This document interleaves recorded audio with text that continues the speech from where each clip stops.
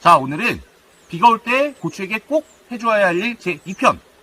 제가 선택한 영양제와 약제의 종류, 그리고 선택한 이유와 마지막에는 이 시기에 고추에 생기는 다양한 문제에 대해 초보분들도 쉽게 확인할 수 있는 문제 확인 간단 팁까지 말씀을 드릴 테니까 끝까지 시청해주세요. 자, 세 번째로 제가 이번에 사용할 영양제와 약입니다. 첫 번째 이 콤비투. 이 콤비투를 사용한 이유를 설명드리기 위해서 제가 오늘 촬영지로 저희 논을 선택을 했습니다. 저희 논에 보면 이렇게 꼭지가 노랗고 톡톡 떨어지는 열매가 종종 생기고 있습니다. 자, 이게 어떻게 이렇게 된 거냐면 수정이 불량해서 착과 불량이 일어난 열매예요. 이런 거 같은 경우에는 바로바로 떨어져 버리고 수정이 제대로 안 된 열매이기 때문에 이런 문제가 생긴 이유가 미량 원소가 부족해서 이런 문제가 일반적으로 생깁니다. 실제 작년에 이 논에는 이런 문제가 없었기 때문에 하이그린 제품을 제가 밑거름으로 사용을 하지 않았는데, 하이그린 제품이 미량 원소 밑거름제거든요. 근데 이런 문제가 지금 논에 나오고 있습니다. 그 이유를 크게 두 가지로 생각을 해보자면, 첫 번째는 아까 말씀드렸다시피 미량원소제를 넣지 않아서 이런 문제가 생길 수도 있고, 두 번째, 미량원소가 있지만 올해 비가 너무 자주 옵니다. 지금 거의 이틀에 한 번꼴로 비가 오고 있는데, 그러다 보니 뿌리가 너무 약해서 제 기능을 하지 못해 땅 속에 있는 원소들을 충분히 빨아올리지 못해서 이런 문제가 일어나고 있을 가능성이 있습니다. 그때 이제 와서 미량원소제를 바닥에 주는 것보다 가장 빠른 방법은 옆면 시비, 이 잎에다가 직접적으로 영양제를 줘버리는 방식이 가장 빠르게 식물에 작용을 합니다. 그렇기 때문에 이 콤비트를 선택을 했고요. 자, 콤비트를 자세히 하나하나 보실 필요는 없고, 이런 식으로 다양한 미량 원소가 혼합된 제품이에요. 이 제품을 잎에다 쳐줌으로 해서 이런 상황을 빠르게 좀 개선해 보려고 첫 번째 콤비트라는 미량 원소 영양제를 선택을 했고요. 두 번째 티포라탄. 자, 이 약은 탄저병 약이에요. 근데 사실 이 시기에는 탄저병 약을 보통 이런 걸 사용을 합니다. 종합살균제 예방전문 그룹 카. 이거는 작물 보호제예요. 탄저병 보호제인데, 이 탄저병 보호제는 이 고추 열매에 겉에 딱 달라붙어서 일종의 방패를 형성하신다고 생각을 하면 돼요. 탄저병이 비 와서 달라붙어도 얘네 방패가 막아주는 역할을 하게 되는 제품인데, 이 제품 대신 이 티포라탄 살균제 4원의 작용 기적을 가진 이 약제를 선택한 이유는 두 가지가 있습니다. 첫 번째, 제가 이번 3차 방제까지는 약을 등짐 메고 자동 분무기로 살포할 예정이에요. 근데 고압 분무기로 살포하는 게 아닌 그런 자동 분무기를 사용할 경우에 수압이 약해서, 이 작물 보호제는 약간 가루 성분이거든요. 그렇기 때문에 노즐이 막힐 가능성이 있어서 이런 액제를 사용한 첫 번째 이유가 있고요. 두 번째, 올해 또 이상기온으로 맑은 날에 날씨가 너무 덥습니다. 지금 막 30도 넘게 올라가고 이러기 때문에 탄저병이 발병을 이미 한 농가들이 있어요. 탄저병이 고온 28도에서 32도 사이가 되면 활발하게 활동을 하는데, 그렇기 때문에 탄저병이 이미 발병한 농가가 있어서 지금 제 고추에는 한 군데도 그런 고추를 발견하지 못했지만, 그 고추가 이미 발병을 본다 그러면 이미 늦은 상황이기 때문에 이 4원 티포라탄은 겉에 있는 게 아니라 약간의 침투성을 가지고 있어서 이미 걸린 걸 약간 치료하는 효과가 있습니다. 그래서 치료 효과를 병행하기 위해서 이 티포라탄을 선택을 했고요. 세 번째, 벨스모. 이 벨스모 약제는 담배다방약입니다. 항상 제가 교차살포 얘기를 하니까 이것도 번호를 보여드릴게요. 22B인 약제를 선택을 했고, 세 번째, 충체포입니다. 제가 이거 작용기적에 대해서 이거가 특이해서 이것만 자세하게 설명을 드릴 거예요. 6 플러스 6이라고 되어 있습니다. 그럼 12도 아니고 이게 무슨 말이냐? 자, 밑에 보면 품목명이 아바맥틴 그리고 에마맥틴 벤조이드 미탁제라고 되어 있어요. 이 두 가지 성분이 둘 다 그룹 6의 작용 기작을 한다는 얘기예요. 이 두 가지가 다 6과 6이 혼합된 약제입니다. 라는 말입니다.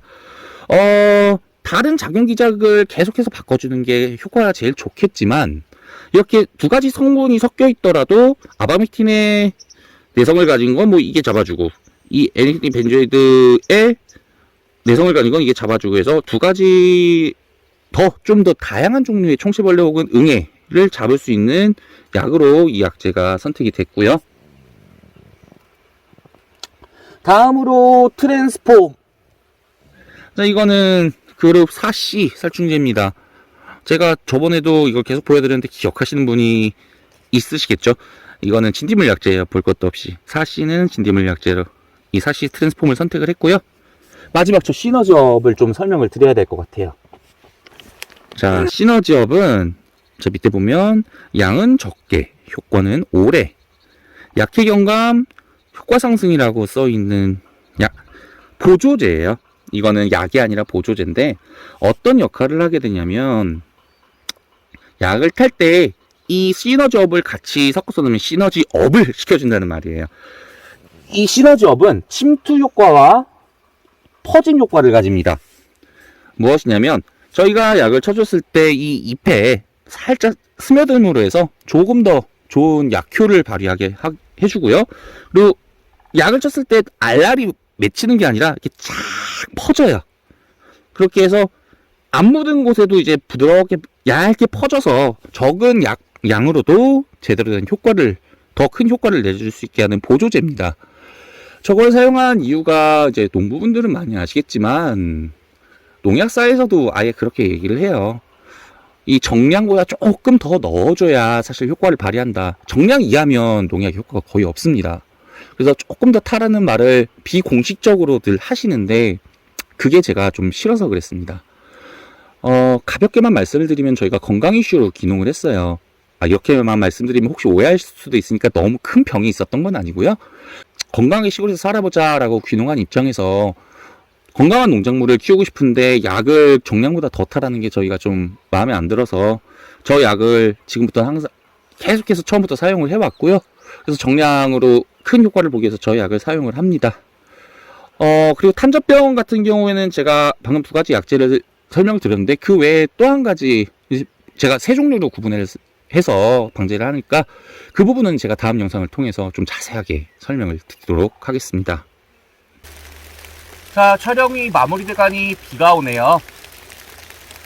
자, 이제는 지금까지 저희가 어떻게 하면 초반에 고추가 잘 자리를 잡을 수 있을까, 고추가 자리를 안 잡는데 어떻게 하면 키울 수 있을까, 또 어떻게 하면 많이 분진을 일으킬 수 있을까, 이게 고추를 키우는 데 집중해야 하는 시기였다면 지금부터는 고추를 관리하는 데 집중을 해야 하는 시기가 왔습니다. 자, 고추를 관리할 때 계속해서 문제점을 확인하고 그에 대한 맞는 처방을 해주는 게 가장 중요한데요. 확인해야 될 사항을 몇 가지 제가 확인하는 팁을 말씀을 드리고 오늘 영상 마무리하도록 하겠습니다. 첫 번째, 제가 방금 보여드렸던 것처럼 그 눈에 확 보이는 고추의 노란색 꼭지로 톡톡 떨어지는 고추가 있는지 한번 확인을 해보세요. 이에 대한 처방은 저처럼 영양제를 바로 처방을 해주셔야 하고요. 두 번째로 고추꽃의 상태를 한번 확인을 해보시면, 고추꽃의 가운데 있는 암술이 옆에 있는 수술들보다 길어야지 수정이 잘 됩니다. 이런 경우에 방금처럼 이런 착과불량의 문제가 날 수 있으니까 꽃을 보고도 미리미리 알고 빠르게 처방을 할 수가 있습니다. 세 번째로 고추 잎의 개수를 한번 세보세요. 보통 5개에서 6개인데요.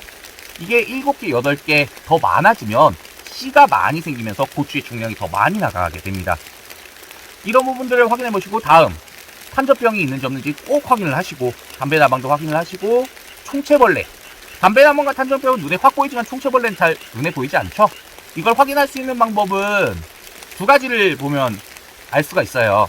첫 번째, 고추가 이렇게 길게 쭉쭉 뻗지 못하고 꼬부라져서 고추가 자라는 고추가 여러 개 나온다면 이건 총체벌레가 많을 가능성이 높습니다. 왜냐하면 고추가 어렸을 때 총체벌레가 입으로 살짝 고추를 긁어서 고추가 꼬부라지고 꼬부라진 쪽에 길게 작은 선이 있을 거예요. 이런 문제가 생기는 거는 총체벌레의 농도가 높다는 얘기가 될 수가 있고요. 두 번째로, 고추꽃을 이렇게 직접 보는 방법도 있지만 그럼 날아가 버릴 수가 있기 때문에 날이 밝고 고추꽃이 활짝 폈을 때 고추를 한번 살짝 탁 때려보세요. 고추꽃이 10개 정도 있는데 한 서너 마리, 5마리 정도가 날파리처럼 날아오른다. 라고 하면 총체벌레 농도가 그렇게 높지는 않은 겁니다. 총체벌레를 제로로 만드는 건 불가능하다고 생각하셔도 돼요. 근데 10개 정도 있는 10개, 20개가 날벌레가 싹 날아오르면 총체벌레의 농도가 상당히 높은 겁니다. 이때는 바로바로 방지를 해주셔야 이 총체벌레의 피해를 막을 수 있습니다.